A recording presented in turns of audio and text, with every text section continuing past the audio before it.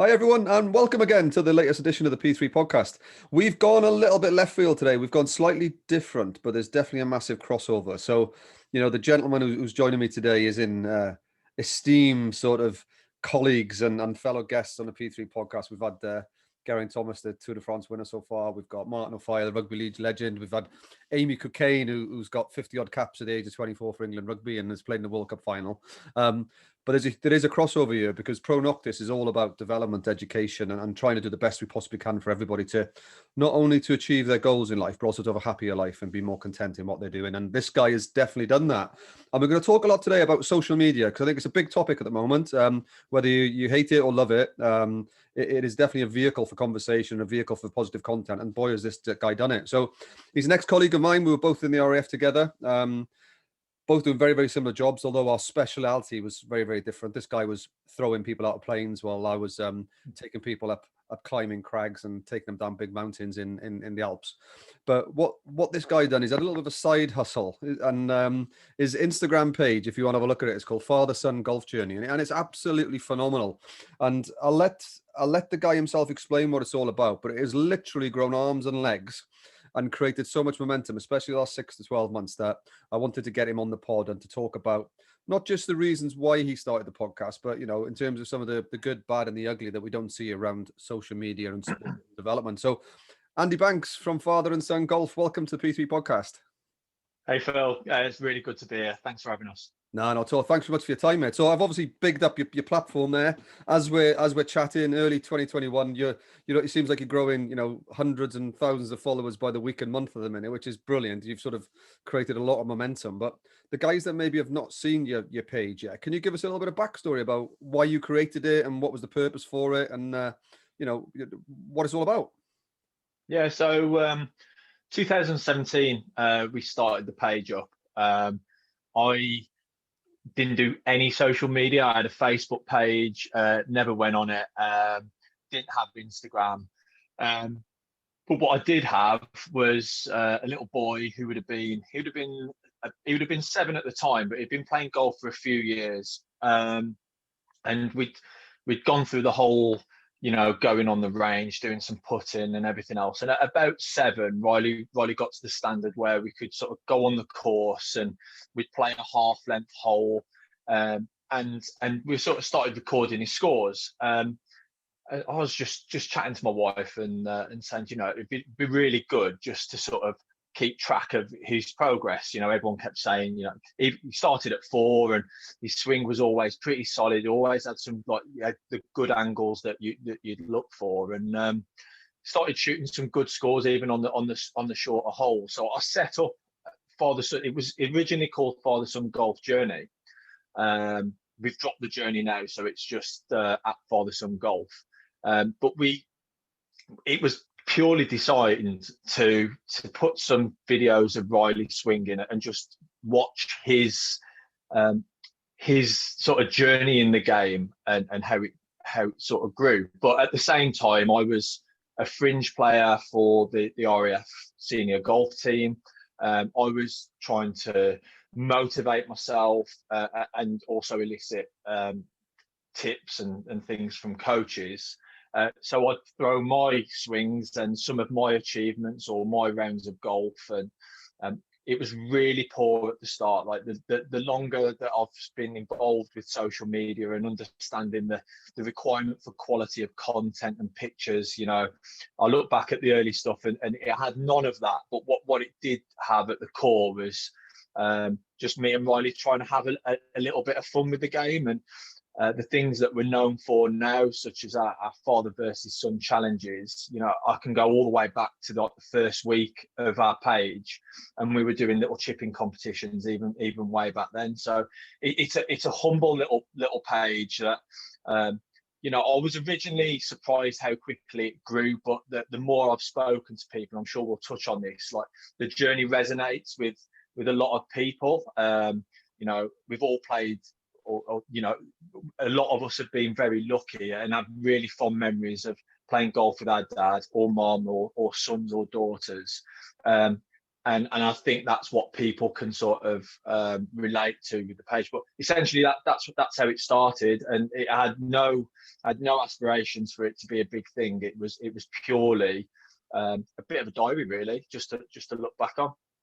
Yeah, and that sort of still chimes now, isn't it? You're still creating great content and great memories for you to look back on in the future. So, at what point did your intention of, and it's still the same. I know we've had conversations around this, around documenting, Riley's development and your journey to see basically how far you could go, how better you could get with one another, and also the chemistry within your relationship. At what point did it get to, your thought patterns were around, well, actually, this is growing arms and legs. I probably need to put a bit more effort in, because I would have thought that's one of the first bits where, you're starting to build an audience and you're starting to get engagement, and now you're thinking, well, actually, maybe I need to start, having that bit more of a professional approach. So that would have been year before last. So 2019, 2020 was a real big year for us, but 2019, I would say around the middle of that year, we started having brands and sort of companies approach us, and just basically saying they liked what we were doing, and the page, it would have been in the mid thousands then. But I was noticing it was just constantly.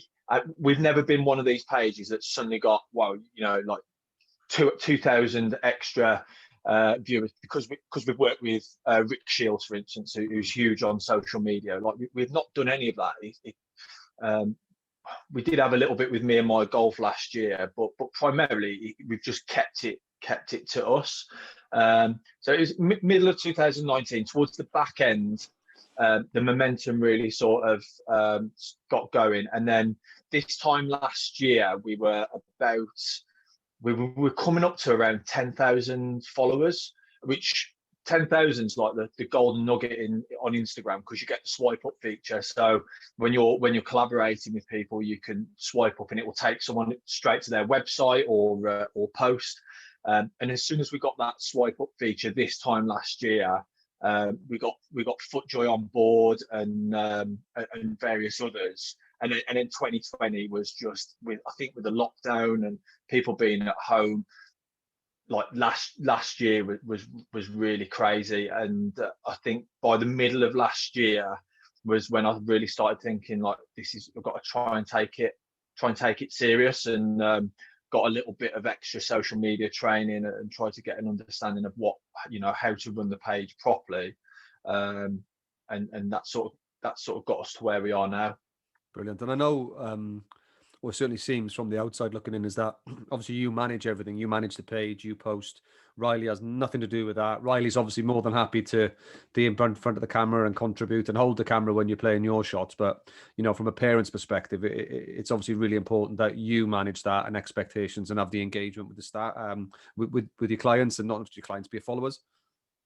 Yeah, absolutely. Riley's 10 years old, loves the game. He genuinely loves the little competitions we have. We both want to beat each other. There's no this is dad trying to make his son look good. I genuinely want to beat him, and I want to encourage that in him as well, because I think having a competitive nature about you is a good thing, whether it's in sport or business, and everything else in life. But I do make sure he's shielded from a lot of the we have very little negativity that comes out of the page. I'm sure we'll touch on it a little bit later. There are moments, but I think for now, Riley likes going in. He likes the videos that I put together, and he'll have a bit of input in. That looks really good. We did the chip in where we both chipped in after each. Well, he did one and I followed him in, and he loved that and was reading all the comments and seeing what people say. But I keep him out of the way of it. He likes, obviously, what I'm able to bring through the page. So Riley's at the minute looking through FootJoy's catalogue for 2021 at what shoes he wants for this year. And as a parent, that's really nice that I can give that to Riley because of the success of the page. But at the same time, making him understand that, this isn't real life. Like, I genuinely work really hard for it. And I don't want Riley to ever think that, everything's on the plate. And, he works just as hard. And I think that's another key lesson for him as well. Oh, it is, and I think there's a lot of principles around social media, which obviously we've talked about in the past, but we'll share with the listeners now. So just to go back a few months, so I mentioned it to you, our Instagram page got hacked for some reason, bizarrely. I think digging a little bit deeper, I think it was an American cyber company was hacking website pages around, or Instagram pages around the time of the election. So Right. we got froze. So basically, they looked like there was an overseas login and then a UK login. So obviously somebody had been in it. So they just locked the page, and Instagram are sort of famous for not getting in touch with you, and there's no communication. It's like you violated our rules, whether you did it or not. So you shut down. So we give it about 3 or 4 weeks, and then we have to start again. We don't take that brave decision of, well, we have to start again, because if we wait here, we could be waiting forever for it to get launched again. And we were at a few thousand followers, working our way towards that magic 10,000 for us to be able to positively influence as many people as we can, because some of the content we put out is fantastic. The videos around coaching, mindset, performance, everything that's true of the business. So we were absolutely devastated about that. But the reason I brought that up now is certainly I've had to have a conversation with my wife the last couple of weeks of saying, well, look, we've created a new page, and it's behind the rest of our social platforms now. It's behind our YouTube and that. So we need to get a bit of momentum into it. So we need to be consistent. We need to try and put the best quality we can out. We need to engage with our followers, and we need to be on it. So that's put from a relationship perspective, it's put a bit of pressure on us the last couple of weeks, because I am there in the evening on my phone, obviously commenting on that, to the point where I said, this isn't going to last forever. We just need to get that initial momentum back up and running and see if we can pick up some of our old followers. Is that something that resonates with you in terms of the way you manage your page? Because it does take a lot of time and energy, doesn't it? Yeah, it does. Yeah, me and my wife have had that. I'll hold my hands up. When I was trying to grow it last year, it probably took over too much, and I sort of stepped away. I was just putting there's trying to reach an audience. You can put content out there, and Instagram's algorithms in a way that sometimes you can put the best piece of content out there and no one sees it. So you can go out, you can be trying to communicate with other pages, and whether that's liking and commenting other golfers, and which sometimes draws in that audience back into you. I was just spending a little bit too much time doing that, and especially sort of in the evening, we're sat there. My wife's really busy. I'm busy in my primary job. I'm still in the Air Force, in recruitment, and recruitment's a massive focus of defence at the minute. We still need to put, we say, pilots in seats, but all these different trades. It's busy in the day, but I kind of use the social media as a bit of an outlet from everything else. So I will take myself away where I'm not sat watching the TV with the wife, or doing something with the kids. And for instance, at lunchtime, Jen's gone and taken the dog out with the kids. They've gone for a little walk, and I'm doing this with you out the way. And then later on, I'll have some time with the kids and mess about.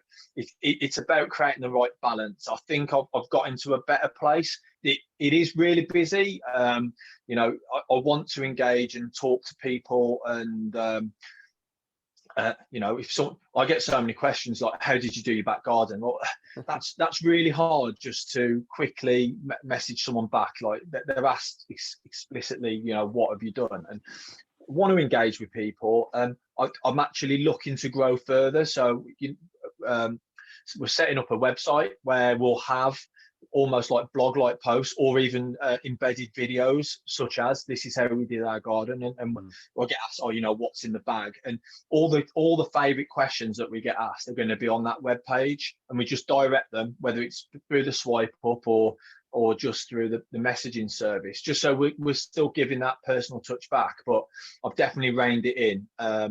And to go back to your original point, that the time and effort involved in growing a social media page, it's a lot. There's no getting away from it. We're in the fortunate position now where I do very little in trying to draw people in.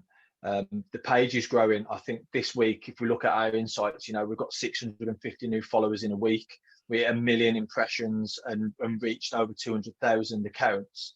And I've not even scrolled my news feed hardly. I've looked at the people that we follow. So looking at what P3 podcast is putting out, and literally just using that nucleus of people that we want to follow now to engage with. it's a really nice place to be. Got to be honest. Yeah, but you got to go through that period of graft as well, haven't you? And it does take a bit of sacrifice for sure. Just to loop back in on one of the things that you said there, and in terms of your commitment to the game, and I mean this is real life outside of your Instagram page, is that you and Riley love the game so much that you talked about the other question you got asked about how did you do your garden. Of course, you've put a putting and a chipping green into your back garden, haven't you? And you used it as a project during the lockdown in 2020 to be able to get good use of space and time, and obviously quality time between yourself and Riley. So I can see why people have asked questions around that. But without specifically going into that bit, did you ever get to a point yourself where you thought you were getting a bit addicted to it? Addicted to the social media and the engagement and the likes and the followers and things like that? Yeah, absolutely. Yeah, hands up. Especially even now, the success of the page is through the insights. There's some of the companies that we work that are approaching us now. They're asking for, what are your insights? So, every post I push out, I want to know whether it's done well. Whether that's an addiction or just striving to be the best page possible. It's probably a little bit of both. Yeah, absolutely. And I think, a lot of people who are using social media, not just to document their life, who are using it for a cause, whether it's fitness or whatever. I think it is easy to get stuck down the realms of getting slightly addicted to it. And I think having the golf and being able to get on the golf course and play golf with Riley, or go and take some time out into the garden. The issue is for me, we try and document that so much as well. So me and Riley, yes, you see us playing golf. It looks like we play golf all the time and we take videos all the time. There's loads of times where we hit the golf course and it's just me and him and there's no camera. We just try and use clever sort of content creation to just, we're going to go out and I'm going to film a lot here, and he's cool with it. And I've got to be honest, you tell a 10-year-old, 25,000 people are going to be watching this video after. It's putting a bit of pressure on him. So it's good in both ways. And the same for me. Like Riley will film it. We've spoken about chipping woes and things like that. And he's like, right, I'm going to film you on this one, Dad. You're going to chip it. You're going to shank it. And I'm like, oh no, you could put this video on social media. So you can try and use it to a benefit as well. Yeah, I had flashbacks when my lad was young there. And what you're doing with Riley in the back garden is real world, isn't it? You're chipping and putting for a purpose, but also for fun. And myself and my son spent hours and hours and hours in the back garden playing football. So it's no different. It's just that obviously probably at that time of that era, I didn't have the inclination. It wasn't really possible to document it. But what I think is great is that, and this is why you probably get very, very little negative comments, because it is sincere. If that, it is pure, it's organic, and it is about you guys. And I know that you're very, very clever in terms of, you might film a lot of content on one, round of 18 holes, but that might be a couple of months worth of content there that, you dissect down into certain elements of it in terms of a challenge, because you're thinking ahead, because you're a naturally strategic thinker, aren't you? You think ahead, you plan, you structure. Nothing's very much, off the cuff. And I think that's what creates that capacity then to have a level sort of Instagram life balance, if you like. Yeah, and it's hard to get it right, but this is why we're working with yourself as well, and like always trying to be better. And I listen to my wife all the time. If things do get, we got a busy spell before Christmas. We did a 20-day giveaway, which was 10 giveaways every 10 days, and we've got into a position there where we're lucky to work with a bunch of brands, but I want those relationships to be as good as, the best I can make them. So they're like lifelong partnerships. If Riley chooses to carry on in the game, we could have years worth of a partnership, whether it's with FootJoy or Motor Caddy and anything like this that we sort of can fall back on. It just gives us both a real good platform. I leave the Air Force in 5 years, possibly, if I choose to take my pension. I'll be 41. I can set up a whole new career with an account that, in 5 years, I'd be disappointed if it wasn't in the 40,000-50,000 sort of followed range, the way that we've been on the trajectory. I can can move into a new space there, and that's why the working and putting as much effort into them as us is just as important. But to go back to my original, we have a busy time, and my wife's like, do you know what, you've been on your phone a lot today? And I'm like, yeah, we've got this giveaway thing that we're doing, and I'm trying to put this on, and you just have to draw yourself back. So my wife's really good at telling me off. but in your defense as well, she's a busy girl. She's got an important job, and she's working in one side. So you're either going to sit down watching Netflix and chilling, or jump on your phone to do it. So I can see how that works. And we do it every night. Like, we're back in lockdown. We've got the Office US box set back from the start. We did it in the first lockdown. It makes us feel happy. We sit there every night, and we sit there with the kids. We eat at the dinner table every night together, no phones. We then watch something with the kids, and then me and my wife we'll sit there for a few hours, and we'll watch something together. It's not quality time watching TV, but it's me and her doing something without any phones.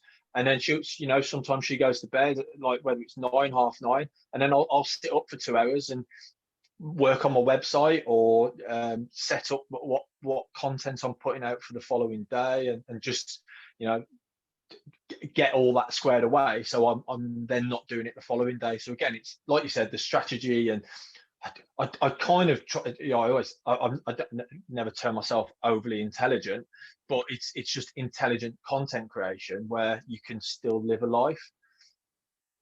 Yeah.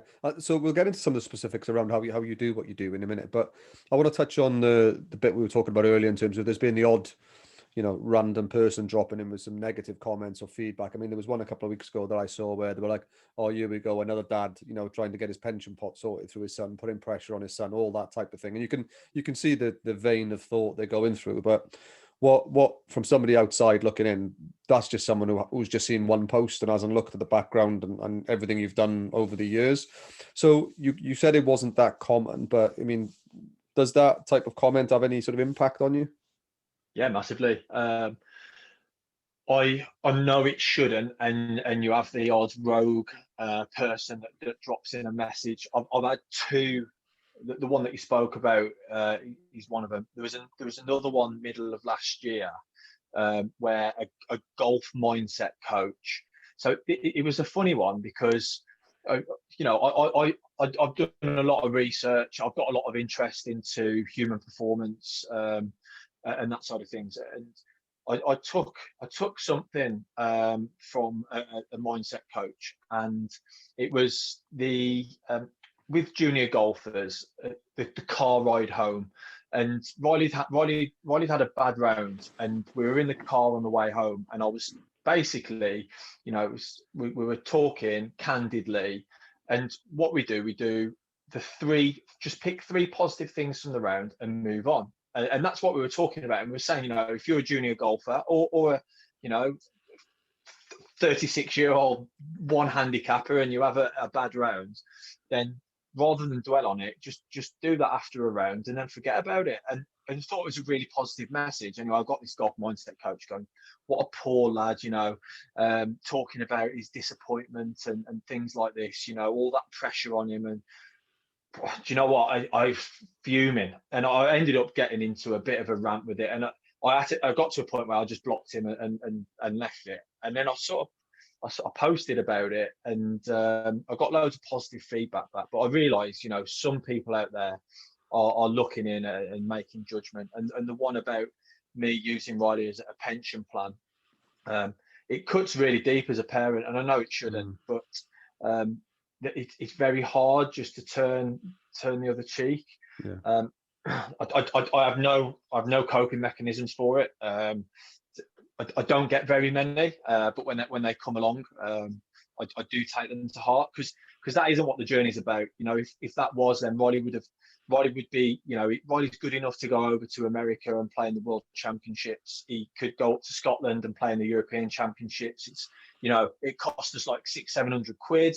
We'd go up there for 3 days, he'd play and come back down. But at the minute, he's a 10-year-old lad, and we've sort of, the more we've spoken to people, is that around 13 is when a kid wants to specialise, and if they want to make a career out of it, then then around that age, if they've got good building blocks beforehand, like Riley would do if he chose to do it, then brilliant.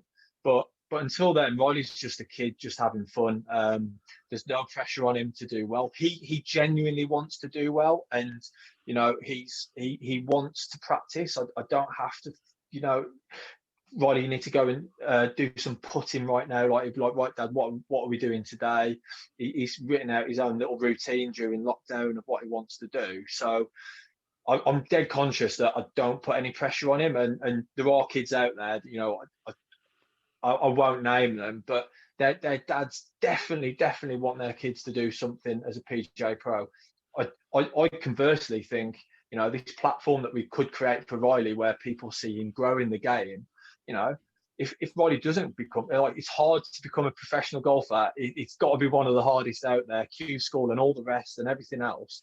If Riley doesn't quite make the grade, or he chooses not to, well, he's got a great platform. If he wants to become a golf coach, he's got such good personal attributes for coaching. He's really kind, and he's intelligent and things like that. Then guess what? He's got a great platform for that. So there's absolutely no pressure on the lad for sure. And as long as he's enjoying it, that's all that matters for now. But the hard comments are difficult. They're definitely difficult.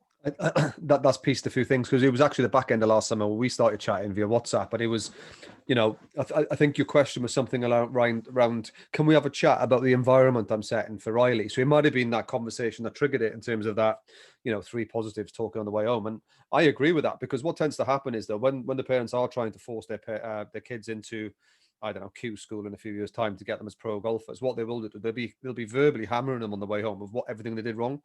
When the kid or the adult has been playing, they know exactly what they've done wrong.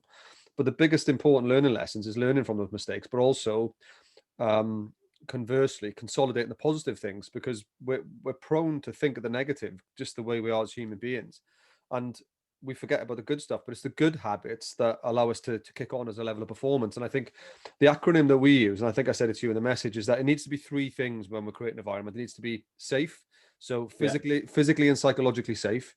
It needs to be enjoyable. They need to have fun. They need to, really want to be there. And the day, if they, I don't want to pick my clubs up today, then that's fine. What do you want to do? Let's play PlayStation, or do you want time on your own, or do you want to go and see your mates, which I know is very, very important to you and Riley for sure. And only then, when you have that safety environment and psychological safety, and they're enjoying themselves, do they learn. And if anybody's listening to this podcast thinking, well, I'm not too sure about that, well, think about a time when you weren't learning something and it was really difficult. It probably because it wasn't safe from a physical or psychological perspective, and you weren't enjoying it. So they're the 2 fundamentals. And I think this is where, we're going to work and collaborate, is to ensure that over the next years, we continue to keep that safe environment, make sure that yourself and Riley are enjoying it. And I'll be down, as soon as COVID's over, we'll go down and we'll have a round of golf, and Riley be taking a mickey out of me, and I'll be taking a mickey out of Riley, and we'll have a bit of fun to the point where we'll want to do it again, and the golf scores will be immaterial. It doesn't matter on that day, but what we will do is start building that relationship and that trust across the board. So just feedback externally for you, mate. Everybody knows that's not what this is about. And you can see the parents, they stand out when they're pushing their children for that. So, it is hard, I know, to take that negative feedback, but 99.9% positive feedback is really good, and most will take that. So let's get into the specifics then, the technical side of social media. So if somebody's listening to this and they think, all right, social media, build a page, what would be like your top 3 or 5 tips that you would give them? Oh. That's a good one. So one thing for me for saving time, and this is in no particular order, because this is out of left field a little bit. I never get asked this. So the first one is stay consistent. So we've stayed consistent. It's always been about father and son. We haven't really ever changed that. I think when I was playing different golf courses with the RAF, I tried doing like little course reviews just individually, and that didn't really work. But so our page is father and son, and just keep it about our journey. So staying consistent, get some good apps that help you build your content. So we use Canva, and I use Power Director. So I'm all Android. I'm not an Apple geek, but what I've found with using Canva, I pay for the subscription. So all our stories that have got like the little phone on and the backgrounds, like I can turn a picture of a product that's arrived into that like in seconds. And previously, like trying to come up with some good stuff for that would take hours. So, you know, mess about with some apps that sort of work and see what other people are using, but Canva and a good like photo editing app are key, which will then lead me on to number 3, is that really the content. And I do some work with RF Recruiting social media, and I worked with the training team on this.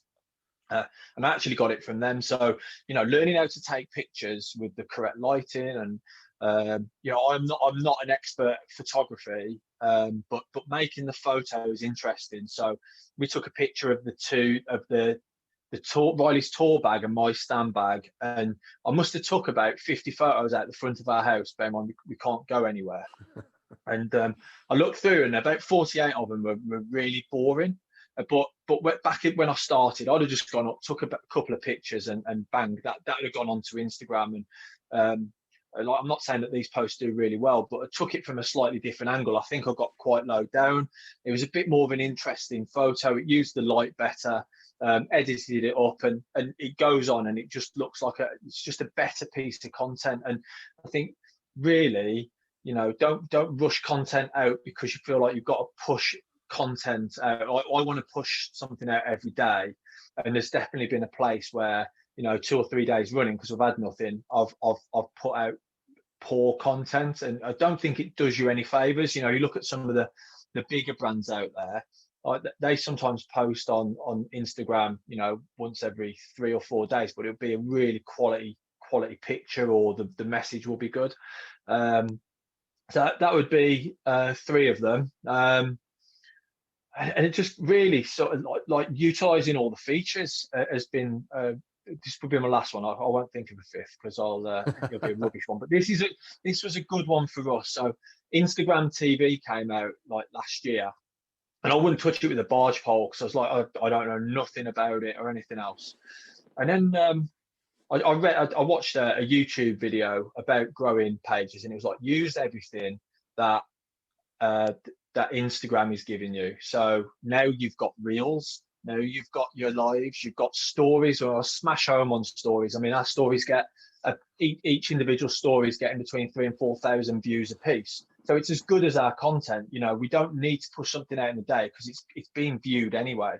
But then we used Instagram TV. That has absolutely made our channel kind of what it is, because we can go out, we can produce a video that's over a minute long, and it will be me and Riley having a 60 yards. In fact, I'll use it as an example. We had a downhill shot, the wind was behind us, and it was a hard ground. It's a difficult shot. It was only one shot. It was 60 yards. We played it, and it was nearest the pin wins. That video has had 160,000 views, and you know, all through Instagram TV. And then when you start looking at some of our other ones, you know, we've got a few that are over 100,000. We've got multiple now that are in the, you know, 50,000 plus views, and some of those videos have got like 600 extra follows just because of that. So, you know, from something that I was scared of using, you know, we've used it to our advantage. So, you know, the golf pros that are out there doing tuition videos and sticking it on Instagram TV, it may not work for some, but you know, for us, it's definitely worked really well. All of that resonates deeply with me. What about like you know, using hashtags and things like that? Do you use them, or do you go more Yeah, organic? so I've done a bit of research into hashtags, and I've got to be honest, like the Insta algorithm's a bit of a funny one, and the more I've researched into it, it's just making your hashtags targeted. But if you're a golf account with 2,000 people using hashtag golf as a hashtag, it's pointless, because that hashtag golf is going to be trending for people like Rick Shields or Peter Finch, or you know, me and my golf. I mean, I throw it in there, but you know, I'm never going to rank on a hashtag like that. But something like Golf UK, where it's got, I don't know, maybe it's got 10,000, 15,000 individual uses. and even less, make it as specific. And there's tools that you can use out there for hashtags, but for yourself using human performance, there's going to be some big guns out there ranking on human performance. But if you typed in human performance golf, there may only be like 1,000 uses of that hashtag.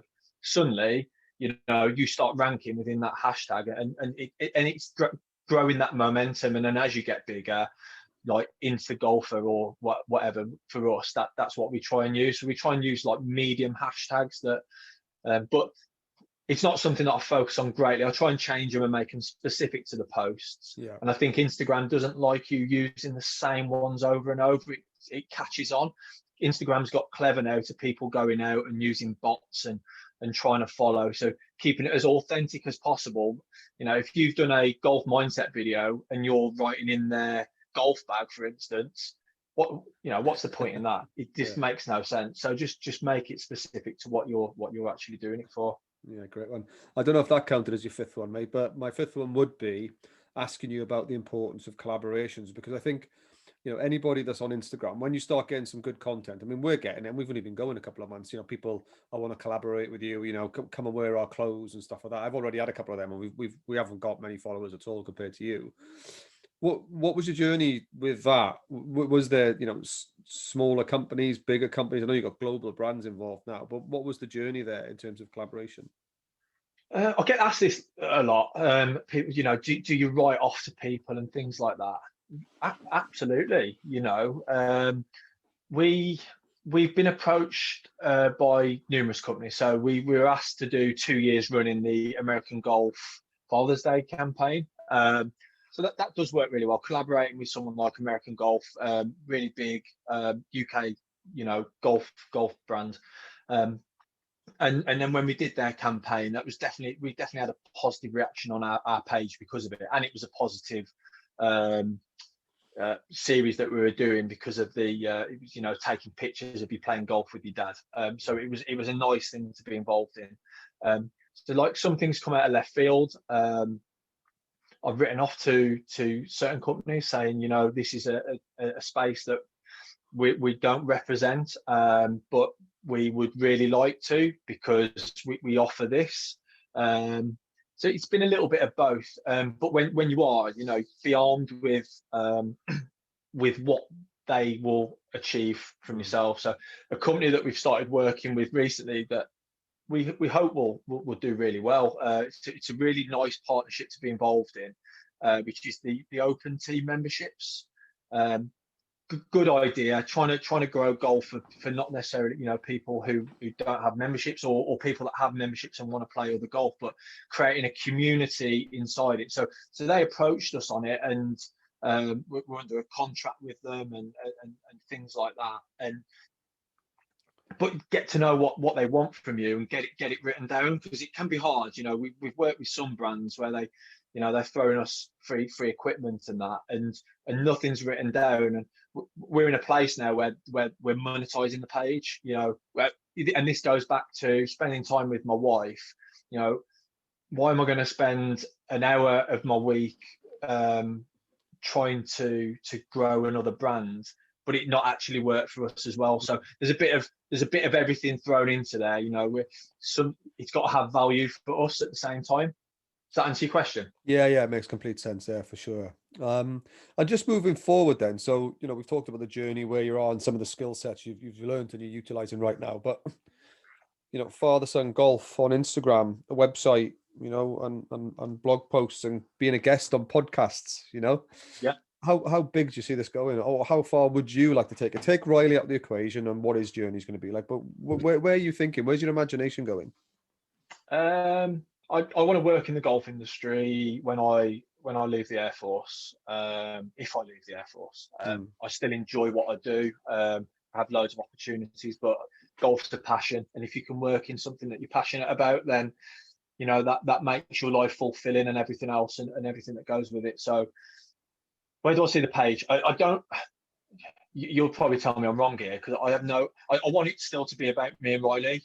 People have asked us, is Riley going to take the page at some point? And and use it for his journey, especially if let's say Riley wants to go down the professional golfer route, and we've set up a page and it's got 50,000 viewers and it's still really heavily engaged, and people have seen Riley from the age of 7 through to, let's say, his dream is to play on tour. There's no bones about it, but let's say that he achieved it. We've put some good building blocks in between there to help his journey, because sponsorship and golf's expensive, and playing different courses and equipment, all that sort of stuff is hard to come by. So we put some. I just want to create the best environment for Riley to sort of grow up in. Where do I see it in the future? I want to have a good website that we can engage with people on a slightly different level. Instagram can sometimes be a little less personal, so I want a bit of our backstory, things like this, where people are genuinely interested in what we do.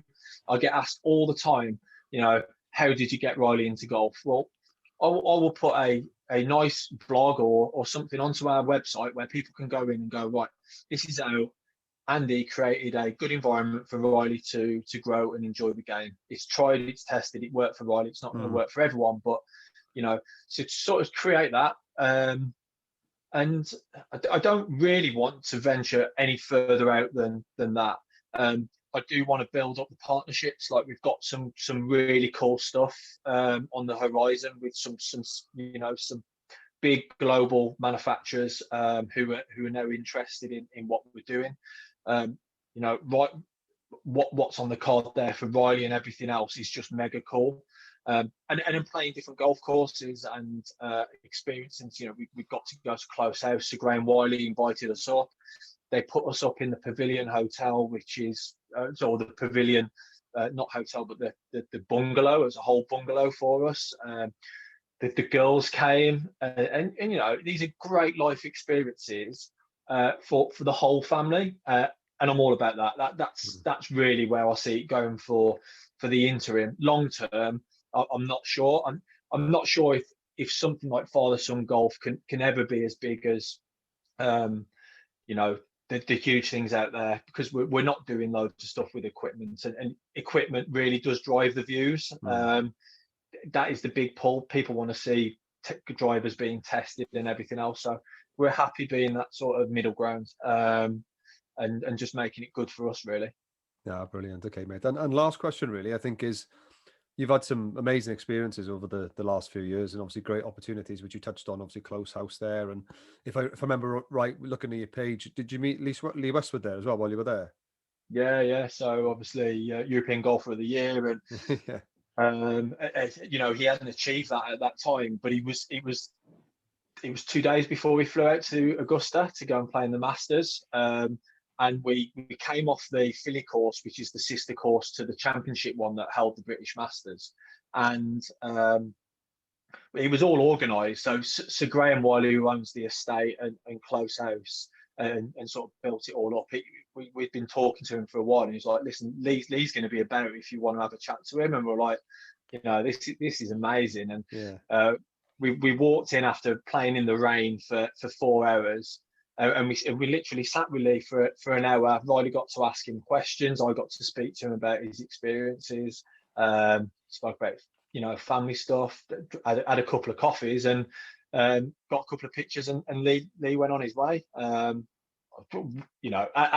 a parenting goal, being able to do that. I mean, my wife and my daughter were there, and my daughter's not into golf, but she'd been shopping all day at the Metro Centre, and even Neve seeing someone who was on the telly, because when Lee did win the European Player of the Year, it was the race to Dubai. It's like, Neve, do you remember him? And she's like, no way. So, brilliant. So as creating memories, it doesn't get better than that, and that's all we can do, isn't it? Is just create the best times possible. And I feel sorry for like the kids that are right down the route and they're being drilled and they're hitting ball after ball after ball, because they may make it onto tour and things like that. But when they look back, is it going to be as fulfilling as? And I'm not saying I'm perfect, but I've definitely got things wrong. But I'm really pleased with like how things are going and how happy both the kids are. So I think that makes me I sleep better at night knowing that. Yeah, and I think those kids that are getting drilled, time and time again from a young age, they end up falling out of love with the sport anyway, even if they did love it at the first place, or they're doing it to appease their parent rather than themselves. And I know that that's not the case here, where Riley's doing it because he loves the sport. Obviously, that's fantastic sort of synchronicity, because you love the sport and you have done for years. And what a magical moment it is that you can not only spend that time together on the golf balls, but also document it and share it with thousands of people. And I think it's a great tribute, and I think it's a shining example for other parents out there, mate. I really, really sincerely mean that. And if we can help and support and collaborate, which I'm sure we will do moving forward, more the better for us all too. So, Andy, just let the guys know then. So if they want to get in touch with you, they want more information, where's the best place for them to go? The Instagram is at father, and then it's underscore son underscore golf. So search father son golf, look for Andy and Riley Banks. We're on there. The website, it's under construction, but it is actually some of it's up live, where you can get a little bit of information about what we do. So it's www.fathersongolf.co.uk. And yeah, they're really the primary means. There's the email addresses are on both of them, and people have the option, if they want to ask further questions, or they're interested in, whether it's, is that question, how I built the back garden, and or how, what am I doing to try and make Riley enjoy the game as much as possible. Well, that's an easy one. It's just do lots of competitions and mess about and things like that. But yeah, we do enjoy people asking those questions and interacting with people in those sort of ways. Yeah, brilliant. And I'm sure, obviously, people follow on Instagram, you'll let them know when the page is live and fully active, and they can subscribe to your newsletters and keep up to date as well with that. That's all that good stuff coming over the next few months. Well, personally, on my level, mate, I'm really looking forward to getting on the course for you. I'm looking forward to learning from you. You're a good few shots ahead of me, and I look forward to gleaning on your experience and getting some lessons from Riley, to be fair. Because one of my big goals for 21 is to get my handicap down by a few shots too. So and the way I do that and the way I motivate myself from that is by playing different courses and playing with different people and enjoying it, going back to my principles earlier. So really look forward to spending some time with you, mate, once we get this lockdown over. So for now, thanks very much for joining us, Andy. I wish you and Riley all the very best with your page at Father Son Golf. And I look forward to catching up with you soon. Thanks, mate. Appreciate it.